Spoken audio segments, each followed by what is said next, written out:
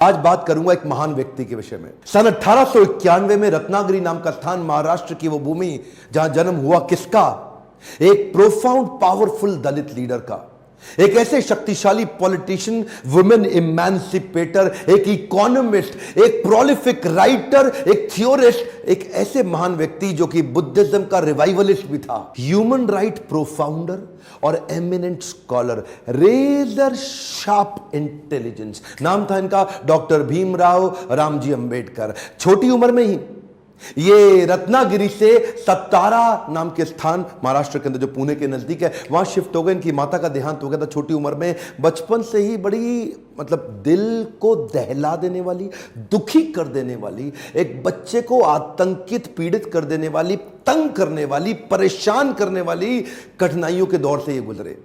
छोटे थे, पढ़ना चाहते थे, इनके अपने पिता से बहुत रिक्वेस्ट करते थे, लेकिन क्योंकि दलित समाज में, एक महार जात में इनका जन्म हुआ, तो कोई इनको पढ़ने की सुविधा नहीं थी।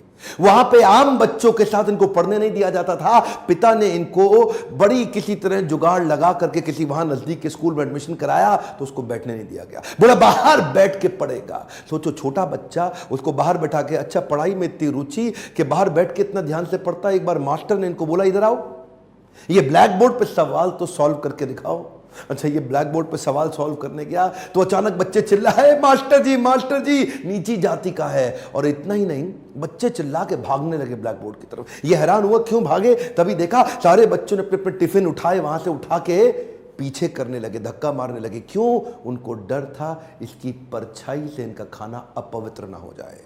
ऐसे कई छोटे धक्के इसको लगी। पानी एक बार कुएं से क्या पी लिया, इतनी मार पड़ी इसको, इतना फिजिक, एक छोटे बच्चे को सहनी पड़ी इतनी मार। एक बार रिक्शे वाले ने रिक्शा से उतार दिया, बोला तू नहीं बैठेगा रिक्शे में। क्यों? क्योंकि रिक्शे वाले को बीच में पता लगा कि ये नीची जाति का है। और उसके बाद उससे बोला तुझसे डबल पैसा लूंगा, और फिर रिक्शा भी अब तू चलाएगा। वो नीचे चलने लगा, रिक्शा भी। जानते हैं उस समय केवल छूने से नहीं, परछाई तक से दिक्कत थी इनकी। और परछाई तो छोड़िए, इनकी आवाज सुनने से भी लोग सोचते थे कि अपवित्र हो जाए। ये जो आवाज से अपवित्र, परछाई से अपवित्र, छूने से अपवित्र, ये दर्द जो उनको सहना पड़ा, ये दर्द इनकी जिंदगी में बहुत बड़ा रोल प्ले किया आगे चल के इनकी लीडरशिप को बिल्ड करने में।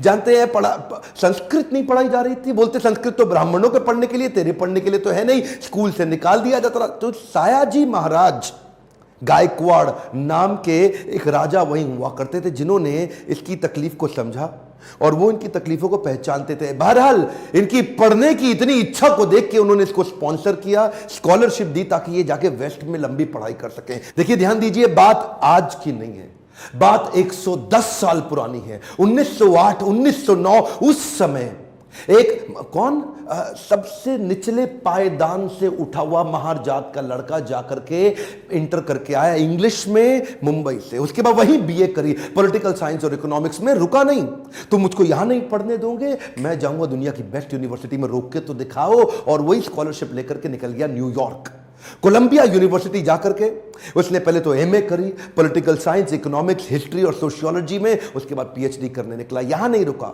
लंदन स्कूल ऑफ इकोनॉमिक्स चला गया। लंदन स्कूल ऑफ इकोनॉमिक्स जाकर वहां एमएससी किया, उसके बाद लॉ की पढ़ाई किया, फिर उसके बाद डॉक्टरेट किया, किताब के ऊपर अपनी थीसिस लिखी। ये वही किताब थी जिसके ऊपर आगे जाकर के रिजर्व बैंक ऑफ इंडिया को बनाया गया। महाराजा और बड़ौदा से उनका प्रेम इतना था ना, वो जो सायाजी गायकवाड़ जिन्होंने इनको स्कॉलरशिप दिया था, पढ़ने में इनकी मदद करी थी, दुनिया भर में पढ़ के उनका प्रेम भूले नहीं, वापस उनके पास आ गए। बोला आप दुनिया भर में पढ़ के आए हूं, आपकी सेवा में आना चाहता हूं। तो उनको मिलिट्री सेक्रेटरी की नौकरी दे दी गई, और उस समय ये नौकरी बड़ी मानी जाती थी। अब ये बड़ी पदवी पे तो आ गए थे, लेकिन वो छुआछूत ने इनका पीछा थोड़ी छोड़ा।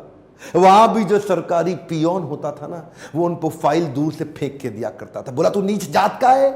आज गद्दी पे बैठ गया तो क्या? दूर से फाइल फेंकते थे, उसके पास नहीं जाते थे। उनको खाने के लिए बोलते थे बाहर जाके खा। आज भी वो कुएं से पानी नहीं पी सकते थे, इतनी एग्जॉल्टेड पोजीशन पे। बाबा साहब अंबेडकर की तकलीफों का सिलसिला थमा थोड़ी। अभी तो रमाबाई जिनसे उनका विवाह हुआ था, उनके साथ उनकी 5 संतानें हुई, लेकिन 4 संतानें एक के बाद एक इलाज की सुविधा ठीक से ना मिल पाने के कारण उनके जीवन से चलती चली गई। 4 बच्चों का देहांत हुआ, 1 बच्चा बचा, लेकिन पत्नी भी आगे चल के लंबा साथ नहीं दे पाई। वो भी लंबी बीमारी के चलते उनका भी देहांत हो गया। बाबा साहब अंबेडकर जो अब इस समय कोई भी आदमी टूट सकता था, जिसका